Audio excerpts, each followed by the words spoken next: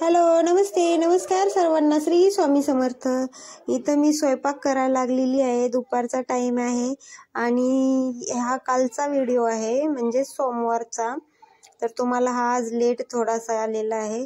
तरी आवडला तर लाईक, शेअर आणि सबस्क्राईब नक्की करा.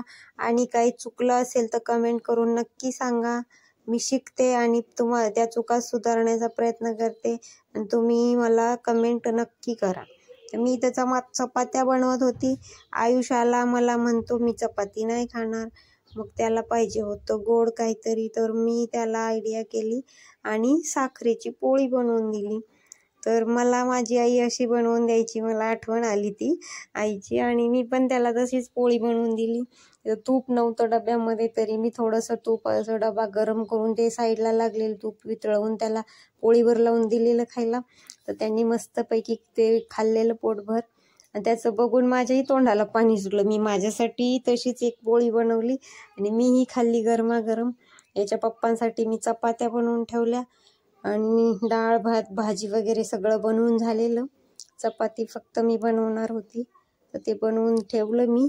मग हे पसारा तसाच ठेवला.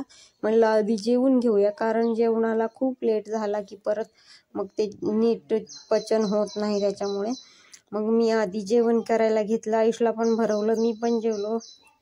तर तेवढ्यात आली मांजर आमच्या खिडकीतून. मी दार बंद केलेलं, ती खिडकीतून आली.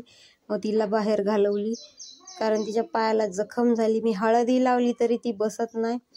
अशा प्रकारे तिला पळवली. आणि त्याचे पप्पा आले, त्यांना मी जेवण वाढलं. इथे डाळ भात भाजी चपाती, कारल्याची भाजी बनवलेली मी, एकदम छान बनलेली. कडू तर बिलकुल लागत नव्हती.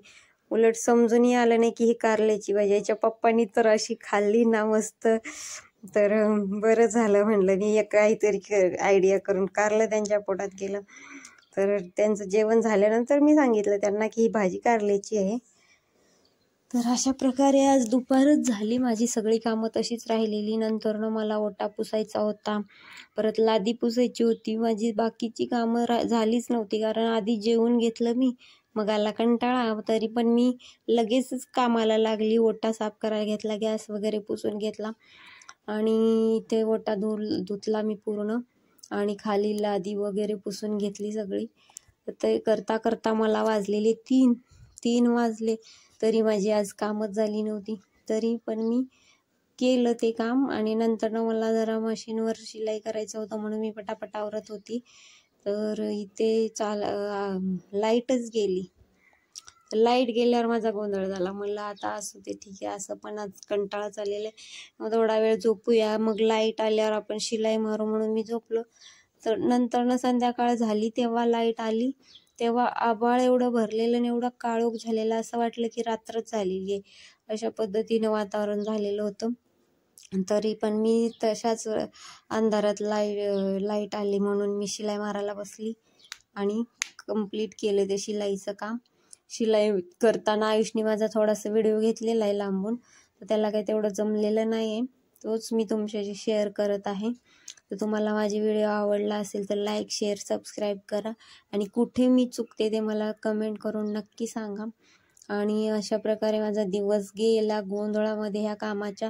असं काम काय आज झालेलं नव्हतं. मग नंतर झाली संध्याकाळ. मी शिलाई मारून झाल्या लगेच जेवणाचा टाईम झाला. जेवण बनवायचं होतं मला. तर इथे मी आयुषचा थोडासा अभ्यास पण घेतला. मग नंतरनं जेवण बनवायला लागली. त्याच्या पप्पांनी मला फ्रेश अशा मस्त भाज्या आणून दिलेल्या. हे बघा किती फ्रेश छान भाज्या आहेत त्यांनी आणून दिलेल्या. मी त्याच म्हणजे ते आणलेलीच भेंडी बनवली आणि भाकरी बनवली ज्वारीची. अशा प्रकारे रात्रीचं जेवण मी बनवलं.